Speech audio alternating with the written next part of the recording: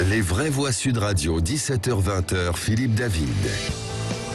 Retour des vraies voix avec Philippe Bilger, Françoise Degois et Jean Dorido. Les propos d'Éric Zemmour sur l'intégration des handicapés ont fait couler beaucoup d'encre.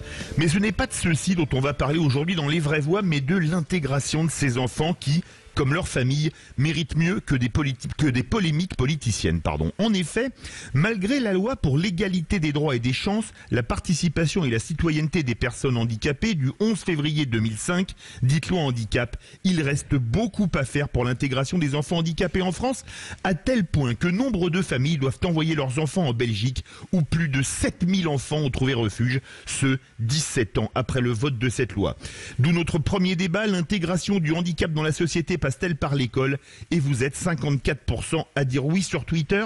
Avec nous, Bernard Carayon, maire de Lavore, qui a lancé depuis 15 ans dans sa commune un processus d'intégration des enfants handicapés. Bernard Carayon, bonsoir. Bonsoir. Bienvenue sur Sud Radio. Tout d'abord, qu'avez-vous fait dans votre commune pour intégrer les enfants handicapés? Et qu'est-ce que ça a apporté dans les deux sens? Je voudrais d'abord vous dire qu'il faut partir des situations concrètes, éviter de systématiser, éviter toute forme d'idéologie, parce que le handicap, il est pluriel. Il est d'une extraordinaire diversité. Il y a des enfants, par exemple, qui sont porteurs de maladies évolutives, des myopathies. Et donc, on ne pourra pas les accueillir de la même manière selon les âges. Il y a des enfants, par exemple, qui sont sous oxygène, après une trachéotomie, et qu'on ne peut pas scolariser.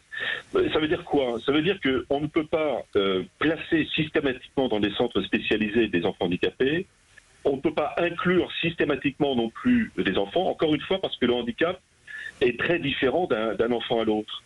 Et le mérite de la loi Chirac de 2005, c'est justement d'avoir offert aux familles cette obligation d'accueil de façon adaptée des élèves handicapés, des enfants handicapés dans le milieu scolaire. Et il y avait d'ailleurs eu aussi récemment une proposition de loi qui avait été portée par le député Pradier, député du Lot, qui prévoyait d'améliorer considérablement le statut des personnes qui accompagnent justement les enfants handicapés. Et malheureusement, cette proposition a été balayée par la majorité En Marche. Alors, nous, qu'est-ce qu'on a fait? En réalité, non pas depuis 15 ans, mais depuis 17 ans, on a ouvert notre centre de loisirs aux jeunes handicapés.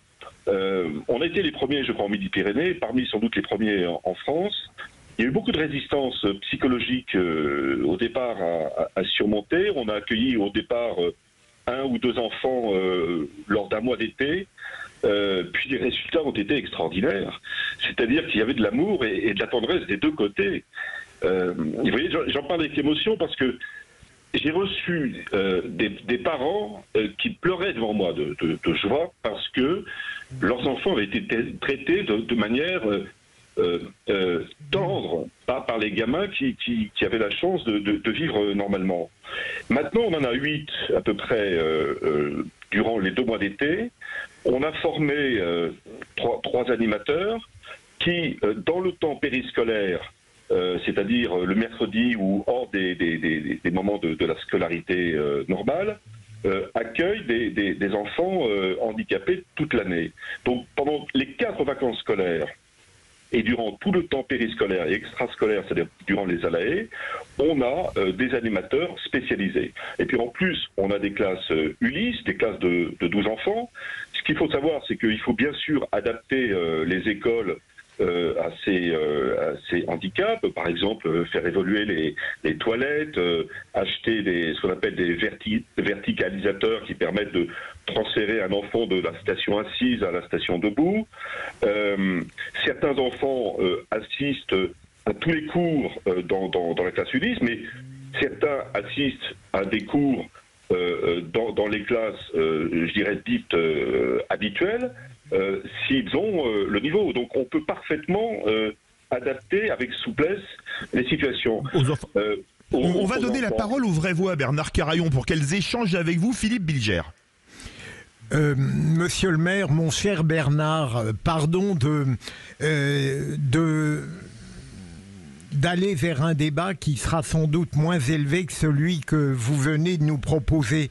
Je voudrais, en quelque sorte, vous demander votre avis tout de même sur la position d'Éric Zemmour en la comparant avec la vôtre, si j'ai bien saisi la sienne. Hein. J'ai cru comprendre que pour les handicapés légers, il les voyait à l'école, que pour les autres, il les voyait dans des établissements spécialisés et qu'évidemment, il traitait avec mépris ces handicapés légers qui devraient faire subir aux bien portants, entre guillemets, une promiscuité choquante. Est-ce que cette volonté de dénoncer l'inclusion en vertu d'une différenciation nécessaire, est-ce que tout cela vous choque et est-ce que c'est aux antipodes de ce que vous menez à l'Avor? Bernard Carayon. Je vous ai répondu, cher Philippe Bilger, dès le départ. Moi, je crains toutes les formes de systématisation. Je crains le poids d'analyse théorique plaqué sur le réel. Lorsque nous utilisons les services d'une association, en l'espèce Attitude à l'Avor, qui fait danser un enfant en chariot, qui cela peut-il choquer? En revanche, il est évident que cet enfant qui va danser, qui va participer à un spectacle devant des enfants qui, eux, ne sont pas en chariot, va faire des progrès considérables, de la même manière que le regard des enfants sur ce gamin va changer. Encore une fois, moi je crois que le propre d'un homme politique, c'est de parler de ce qu'il connaît. C'est de parler avec retenue s'il ne sait pas, s'il n'a pas vécu des expériences. C'est de s'adosser justement à ceux qui savent, à ceux qui ont expérimenté dans l'humilité, dans le travail. Et malheureusement, je pense que la position d'Éric Zemmour n'a pas été imprégnée de cette distance nécessaire que l'on doit avoir quand on n'a pas affronté la situation, soit de manière familiale, soit dans l'exercice de la vie publique. Vous savez, ce ne sont pas les enfants handicapés qui sont source de désordre dans les écoles.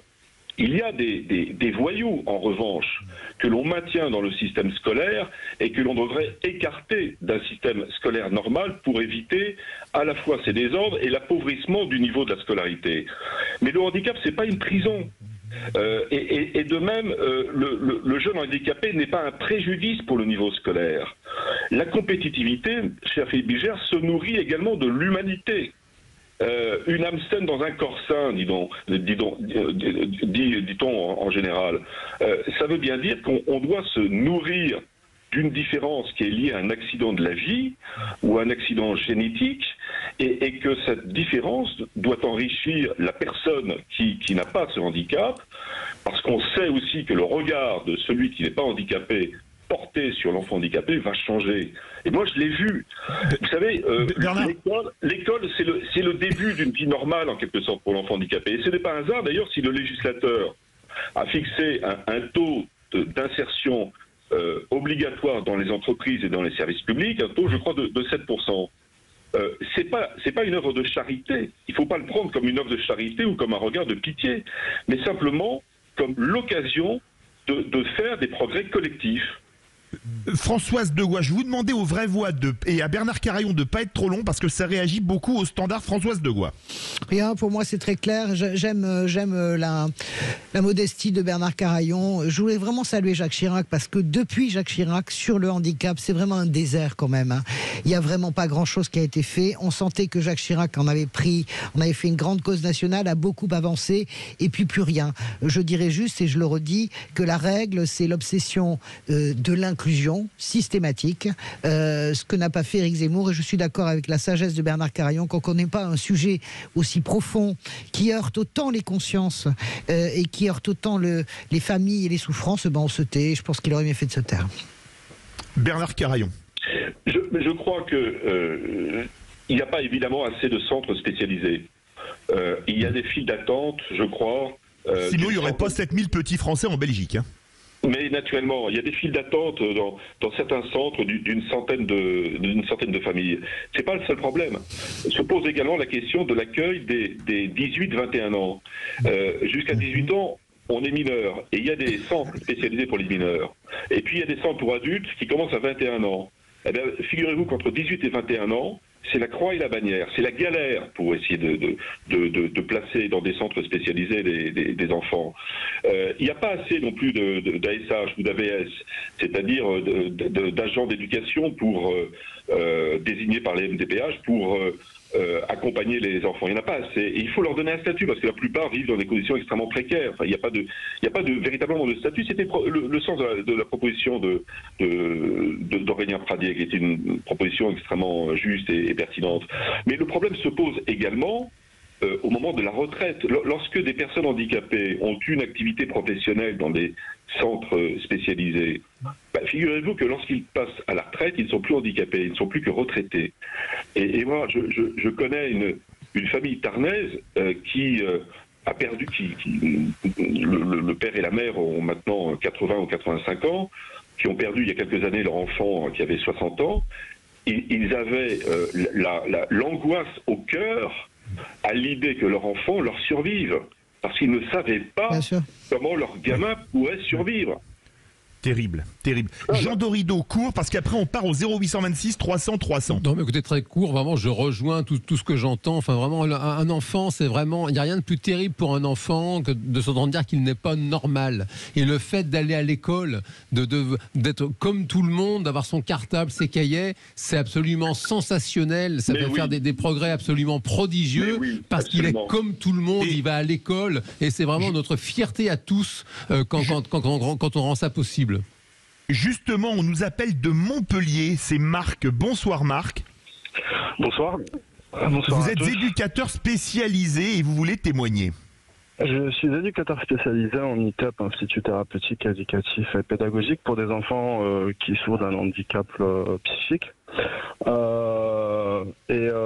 Donc, pour répondre à la question, non, l'inclusion est un mythe, malheureusement, parce que la réalité est autre chose. On inclut très peu les enfants, et déjà avant inclusion, il y a rupture, parce que ces jeunes-là souffrent d'une rupture avec l'école. Leur famille aussi souffre d'une rupture. Avant d'aller dans des instituts spécialisés, il y a tout un parcours à faire, et un long parcours où les familles ne sont pas accompagnées, le jeune n'est pas accompagné, et malheureusement, ça se retrouve avec des ruptures énormes avec la vie sociale, la vie scolaire. Et quand ils se retrouvent dans des instituts spécialisés, ces jeunes-là sont stigmatisés, et malheureusement les différents partenariats qui existent avec l'éducation nationale se trouvent très amoindris, parce que quand on se rend compte que ce soit le corps pédagogique au niveau de l'éducation nationale n'est pas formé, il y a toujours un ras-le-bol et de la prise en charge du jeune. Et forcément, ça n'aide pas le jeune, il reste tout le temps exclu. L'inclusion est un mythe pour moi, en tout cas, selon ce que je vois depuis des années. Voilà. Alors, merci beaucoup Marc de Montpellier. Je vais laisser le mot de la fin à Bernard Carayon. Quand on entend Marc, éducateur spécialisé en ITEP, on se dit quand même que 17 ans après le vote de la loi handicap, il y a quand même encore beaucoup de boulot. La France, c'est le pays qui est le record de lois non appliquées. Ça en est une parmi d'autres. Écoutez, si cette polémique générée par Éric Zemmour peut provoquer un choc chez les candidats à l'élection présidentielle, et je sais que Valérie Pécresse y est sensible, parce que elle faisait, comme moi, partie des parlementaires qui ont voté la loi de 2005 portée par Jacques Chirac. Je suis convaincu que ce choc va permettre de faire évoluer les consciences. Encore une fois, il faut développer le nombre de centres spécialisés, donner un statut aux agents d'éducation. Ça passe par des choses qui sont assez simples, à condition, encore une fois, que l'on adapte les structures à la multiplicité des cas, que l'on donne aux familles des sécurités dans le temps, parce que les familles, elles sont souvent dépourvues à la fois d'informations, de moyens, etc. Et cherchent, c'est vrai, parfois en Belgique, des solutions à des problèmes nationaux. C'est une situation qui est intenable pour beaucoup de parents. Et c'est la raison pour laquelle il faut traiter ce sujet avec humilité et humanité. Et encore une fois, je vous le dis, la compétitivité dans le monde scolaire se nourrit de l'humanité. et de l'humanité qui doit être portée vers ces jeunes. Merci beaucoup Bernard Carayon, maire de Lavore. Verdict sur Twitter. L'intégration du handicap dans la société passe-t-elle par l'école? Vous êtes 53% à dire oui. Ça vous dirait les vraies voix, une chronique présidentielle d'Alexandre Astier? Ah oui alors. Eh ben c'est tout de suite.